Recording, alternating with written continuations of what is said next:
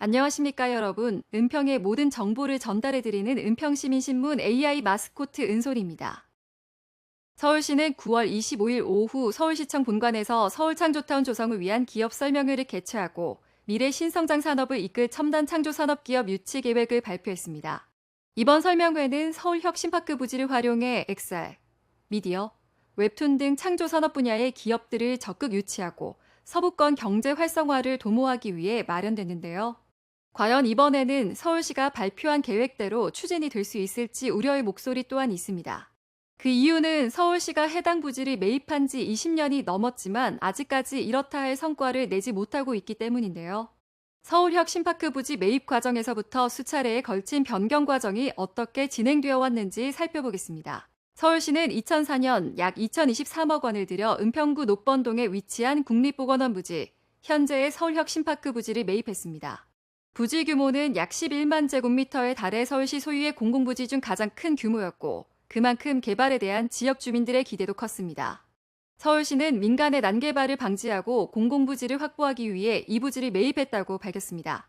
하지만 이후 서울시는 일관된 행정계획 없이 여러 개발 방향을 제시하며 갈팡질팡했습니다. 첫 계획은 문화공간 조성이었습니다. 2004년 서울시는 이 부지에 대규모 공원과 세종문화회관에 버금가는 공연장 건립을 추진하겠다고 발표했습니다.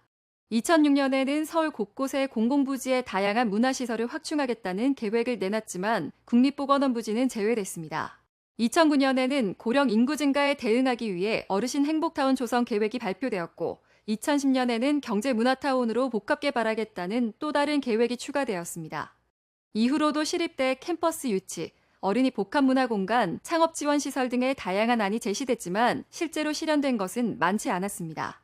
2012년 박원순 시장이 취임하면서 서울시는 국립보건원 부지를 사회혁신 단지로 탈바꿈시키기 위한 서울혁신파크 조성을 본격화했습니다. 박 전 시장은 서울혁신파크를 소셜벤처와 창업을 지원하고 사회 문제를 해결하는 거점으로 삼겠다는 목표를 제시했습니다.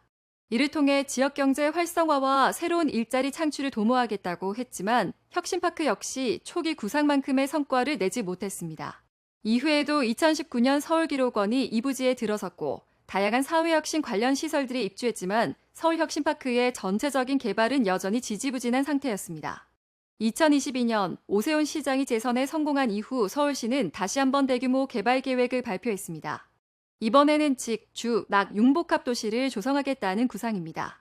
60층 높이의 랜드마크 건물, 복합문화 쇼핑몰, 서울시립대 산하캠퍼스, 800세대 규모의 주거단지를 포함한 대규모 복합개발 프로젝트입니다. 서울시는 이를 통해 지역경제 활성화와 미래 성장 동력을 창출할 수 있을 것으로 기대했습니다. 하지만 지난 20년간 서울시는 시장이 바뀔 때마다 계획이 수정되고 일관성 없는 행정으로 인해 실제 개발은 크게 진척되지 못했습니다. 지역 주민들은 계속해서 서울시의 오락가락 행보에 실망하고 있으며 이번 개발 계획도 제대로 이행될지에 대한 의구심이 커지고 있습니다.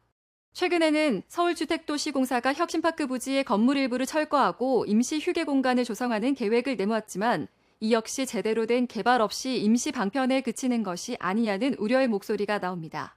서울시는 혁신파크 복합개발 사업을 통해 지역 발전과 혁신을 도모할 수 있을지 이번에는 일관된 행정과 주민의 요구를 반영한 성공적인 개발이 이뤄질지 주목되고 있습니다.